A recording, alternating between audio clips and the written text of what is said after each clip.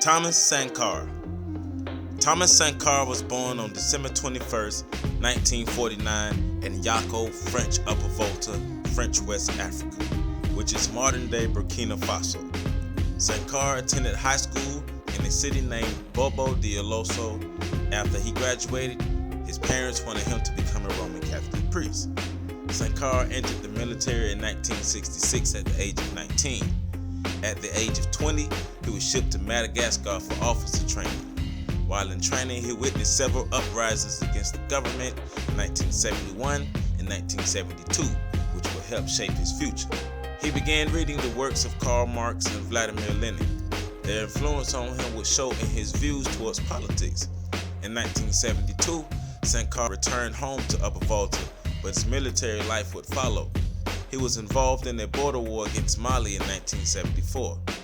His show of military brilliance would earn him fame, but he would later reject his fame and involvement in the war as a result of a paradigm shift. He would become commander of the Commando Training Center in the city of Po. Later that year, he would meet Blaise Compaoré in Morocco. They would later meet with Henri Zongo and Jean-Baptiste Lingani. They would form a secret organization, the Communist Officers Group. In 1981, Thomas was appointed Secretary of State for Information in the military. He would resign in 1982 because he was opposed to the views of the regime. The residing governmental regime was overthrown and Jean-Baptiste Ouédraogo became the president of the country. Thomas Sankara was named Prime Minister in January of 1983, but was dismissed in May of 1983. He was also placed under house arrest along with Henri Zongo and Jean-Baptiste Lingani. Their arrest would lead to an uprising of the people in Upper Volta. Thomas Sankara became president of Upper Volta in 1983 as a result of a coup d'etat which was organized by Blaise Compaoré. As president, Sankara was inspired by Fidel Castro, Che Guevara, and Jerry Rawlings. His ideology was focusing on ridding his country of corruption, restoring his country, preventing famine, and promoting education and health. Sankara's regime suppressed the power of tribal chiefs to receive tribute payment and obligatory labor.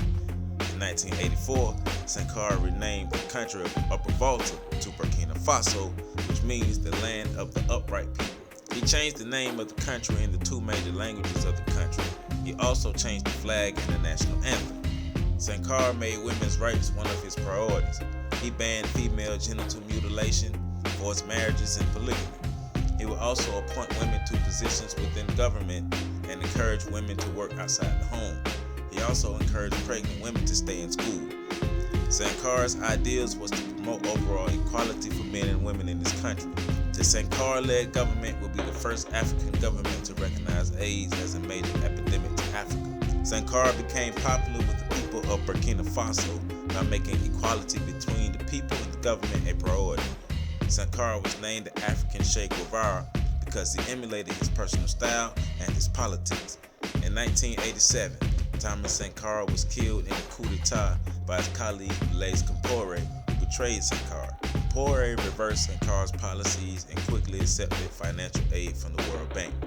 Sankara worked hard to ward off the World Bank and establish a self-sufficient African nation, Burkina Faso.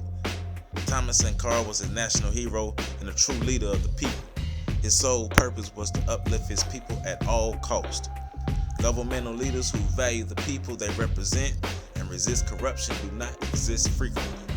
Mr. Thomas Sankara, we proudly stand on your shoulders.